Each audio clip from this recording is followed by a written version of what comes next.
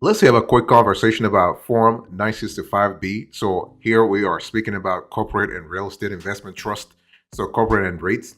So here is the approach I want you to really think about. So when you think about 965B, I want you to look right now on the screen. This is how the form actually looks like. So basically, you have part one, part two, and when we talk about part one, basically, again, you first have to name.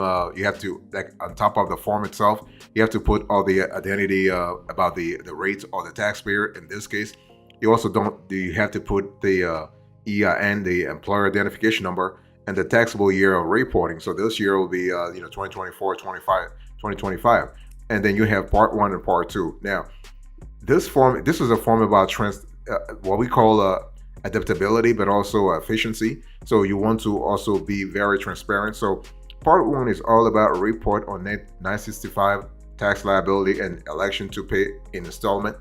And part two is actually a record of amount of net 965 tax liability paid by the taxpayer. So what you are doing here is that you are giving the IRS an idea of how much you have paid already and how much you still have to pay. And so again, I'm showing you here what the form looks like, so you have a clear idea about what kind of information you have to put in. And you have to see in part one that you have the years already listed for you, 2017 all the way to 2020. So you have a clear idea about the first 4 years where you have to report the tax liability. And so this is about the first screenshot. And I want to show you the second screenshot here. So here you can see part three. Here you have elected REIT reports on Section 965 amounts accounted for over time. And this is actually here you have to go a little granular in terms of the 2017 all the way to 2020 Section 965C deduction, 965A inclusion. So you always have the 965A inclusion and 965C deduction. I'll explain this little one right away so you have a clear idea what I'm talking about. What I want to see here is that when we talk about Form 965, we are speaking about the TCJA. So this is the Tax Cut and Jobs Act of 2017 that actually introduced several provisions aimed at taxing deferred foreign income. So everything revolves around foreign income. And so 965B is also known as the transition tax statement for the Section 965 deferred foreign income tax transition tax. So this is kind of important in terms of you repatriating some of your income from overseas.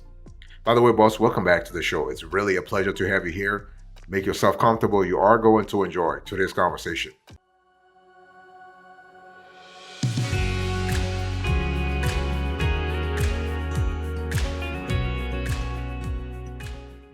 So when we talk about Form 965B, I really need to specify the fact that basically Form 965B aims to tax the previously untaxed foreign income of corporations that actually were actually having connections overseas in terms of income, in terms of economic activities. And so the transition tax is a one-time mandatory inclusion that seeks to transition the U.S. international tax system to a territorial regime. Okay. And so the purpose of a Form 965B is actually to calculate and report the next tax liability of a corporation or a REIT under Section 965. And again, 965 relates to the TCJA of 2017. And so 965B actually gives you a lot of instructions and worksheets to help you determine the amount of income subject to the transition tax, the deductions, and the resulting tax liability. So what happens here is that 965 allows you to actually calculate the resulting tax liability. So you have a clear idea about what your tax debt will be at the end of the day. And what we have seen also is that the Form 965B also serves as the electing REIT report of 965 amounts. And REITs have the option to make an election on their Section 965 to pay the transition tax over an 8-year period instead of a one-time payment. So you always have this delta where it's either 1 year or 8 years, okay? And Form 965 is actually used to report the amounts elected by the REIT for inclusion in their taxable income and their corresponding tax liability for each year of the 8-year period. So this is kind of cool. And so when we talk about 965B, we have a constellation of benefits. For example, you have transition to a territorial tax system. You have a lower tax rate on repatriated earnings. You have repatriation of overseas earnings. And you have simplified reporting and compliance. So simplified reporting and compliance is kind of important because it allows you to have a structured and standardized format for reporting and calculating the transaction tax liability. So by following the guidelines outlined in the form, corporations can ensure compliance with the TCJA provisions and reduce the risk of errors or omissions in their tax filing. So this is kind of cool. By the way, boss, I want to quickly remind you of today's topic. We are having a conversation about Form 965B.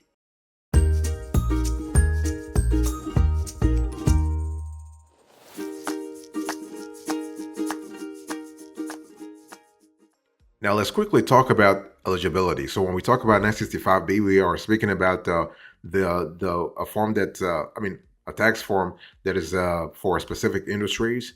And when we talk about eligibility to file Form 965B, it really depends on the following criteria. So, you got to be a U.S. shareholder. You got to have ownership in what's called SFCs, so specified foreign corporations. And you got to really also think about E&P, so earnings and profits. So, you got to be a U.S. person, such as a citizen, resident alien, domestic partnership, domestic corporation, or domestic estate or trust. So this has to be established. Otherwise, you can't really qualify to file a Form 965B.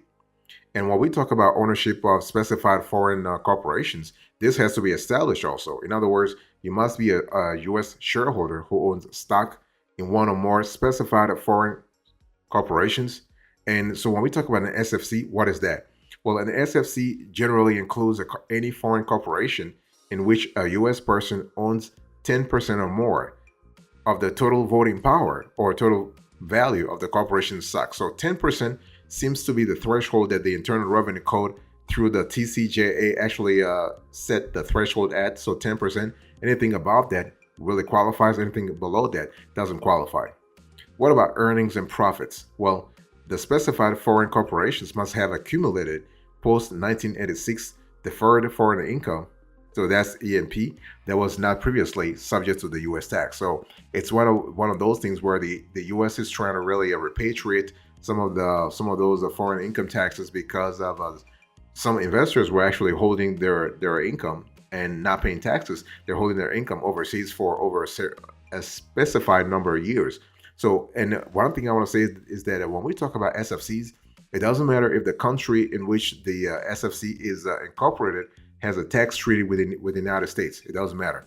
Okay, in this case, the tax treaty regulations or provisions, if you will, do not apply to this 965B. It's one of those things where you have to pay taxes anyway, no matter what.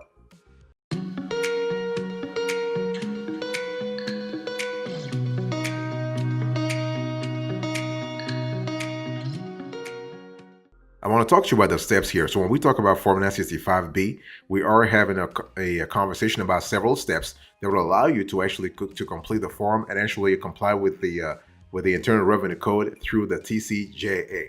First of all, you have to gather the necessary information. So we are speaking about the deferred foreign income and foreign income taxes related to Section 965 previously reported on Form 965A. Now you have to report them on 965B. You also have to think about Section 965C, previously taxed earnings and profits, the E&P, and the next Section 965A inclusion amount, and also the amounts previously paid as Section 965H installment payments or election to pay an installment. So you have this sort of ability to do a lot of things here. So you want to gather the necessary information. And step number 2, you want to fill out Part 1, election to pay net tax liability in installments. So we are speaking here about the installments under Section 965H. So everything revolves around, when it comes to installments, we are speaking about 965H. Okay. And so then what you want to do is you want to fill out Part 2, net tax liability under Section 965B. I showed you a little earlier when we started this conversation. I showed you what Part 1 looks like, what Part 2 looks like, what Part 3 looks like. And so what Part 2 basically is used to calculate the net tax liability under Section 965B. And what happens here is that you will need to provide the necessary information and perform the calculations based on the instructions provided on the form. And this is kind of cool because it gives you flexibility. It gives you the ability to know exactly what you have to do. And so what you have to do next is you have to fill out Part 3, installment payment calculation. So what happens here is that Part 3 actually allows you to calculate the installment payment amounts based on the information provided in Part 2. So everything is kind of synchronized here when you think about it. Okay, and one thing I want to do here, I want to say here is that the amount that you actually report from one section to another, please make note of that amount, of those amounts, if you will, because you're going to have to do a recap at the end to make sure that you are complying with the laws, I would say, appropriately. And in step 5, you want to fill out part 4, reporting of installment payments and election statements. This is where you actually are making sure that you talk about the right things that apply to your specific case. And then step 6, you need to complete any other required sections and signatures. And step number 7, this is where you have to retain a copy for your records and submit the form. And you always have to retain a copy for your records because you never know. As I've said in this and other shows, you want to have the right answers to the right answers for the IRS when they ask knocking on your door and asking questions. By the way, boss, I want to quickly remind you of today's topic. We are having a conversation about Form 965B, and we are going through. This is a walkthrough of this form.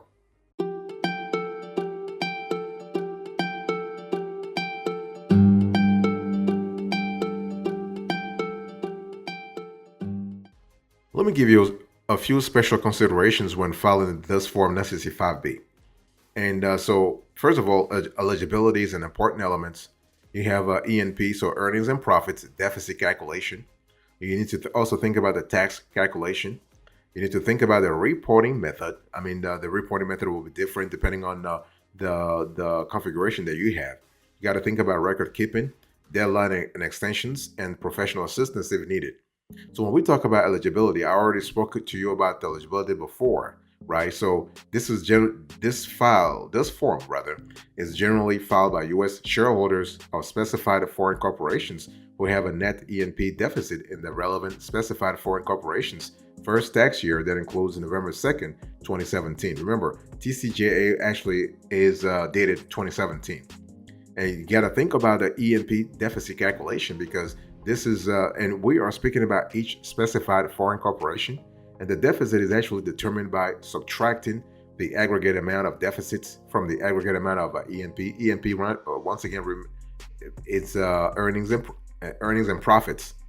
And when it comes to tax calculation, you have to really understand that the tax calculation here is based on the equity that you have in the specified foreign corporation.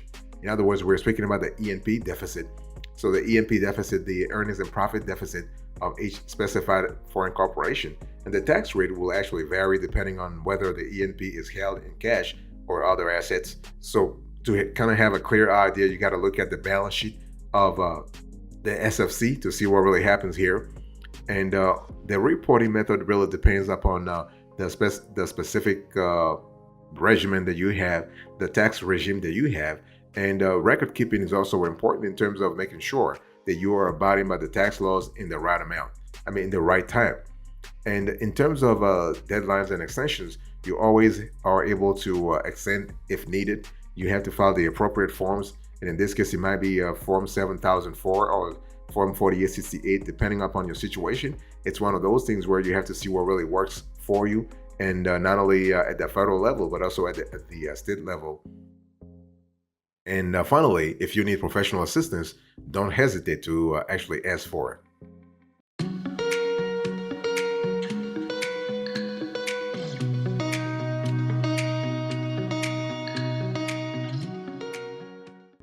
Now let's talk about how to file Form 965B offline or online. Well, the thing here is that you have 3 ways, and this is kind of similar to other tax forms, by the way. So you are able to do offline filing. You are able to do online filing. You are able to do e-filing, depending upon the situation that you have. Now, when we talk about offline, this is actually the most straightforward way to actually file Form 965B. You can either do it yourself, or you can just go through a third party. This could be a CPA, an EAR, and a tax attorney to kind of help you when it comes to filing this form. Now, if you have to go through you can actually go through a tax file. You can do a tax software. So you can use one of those TaxSlayer, Tax Act. You can use TurboTax or H&R Block to file this form. This is totally possible. Just make sure that they have the appropriate forms and the updated forms. And you also have the ability to do e-filing. So e-filing really means that you are able to talk to an IRS e-file, like approved e-filer, to sort of get the job done. Now the thing is that it's always a lot better to file electronically than to actually do it manually, because when you file electronically, you have the ability to actually get the right information, also correct mathematical errors in case you want to really avoid some of those errors. It's just always a lot easier to do it that way. One thing I want to say also in general here is that when it comes to filing electronically, you have to remember it's all about making sure that you have the appropriate you have to really go through the appropriate instructions, and you also have the ability to know exactly what really works for you. One thing I want to say here is that when we talk about Form 965B, remember it's all about foreign corporation. It's all about your interest in those foreign corporations, but you have to make sure that the tax laws of the country in which that corporation is incorporated doesn't matter, because even if the tax law says, hey, listen, you have to do this, blah blah blah blah blah blah, you are just sticking to the IRS, and I mean to the Internal Revenue Code, the IRC, but also the TCJA. That's all really matters.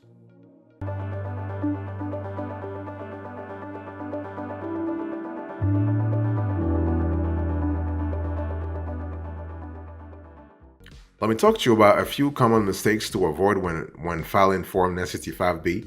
The thing is that Form 965B is so important that a lot of companies are hiring entire CPA firms to actually file it for them. But you, as a small business owner, if you want to have a clear idea what to do when it comes to a Form 965B, you got to really make sure that you avoid incorrect calculations, that's for sure. You got to really avoid missing or incomplete information also.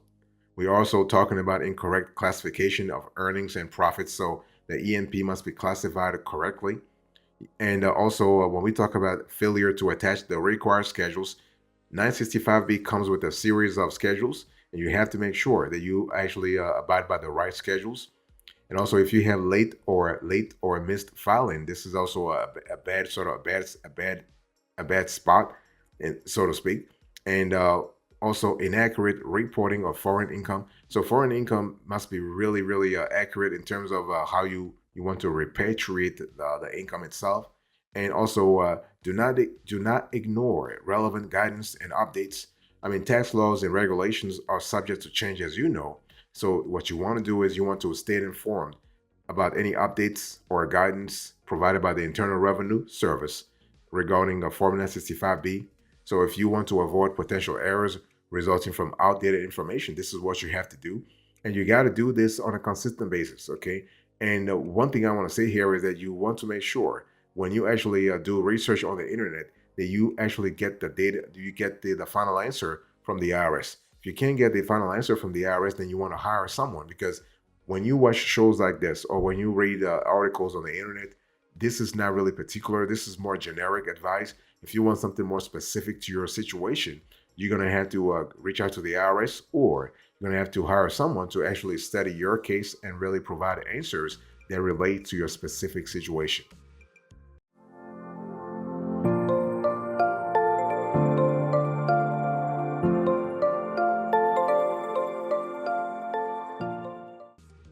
Thank you so much for your attention. I really appreciate it. Let's quickly do a recap here. So in today's conversation, I was just talking to you about Form 965B. I give you the approach and then the steps, and now the recap. Thank you so much. God bless you. I'll see you next time. Until then, remember, stay marvelous.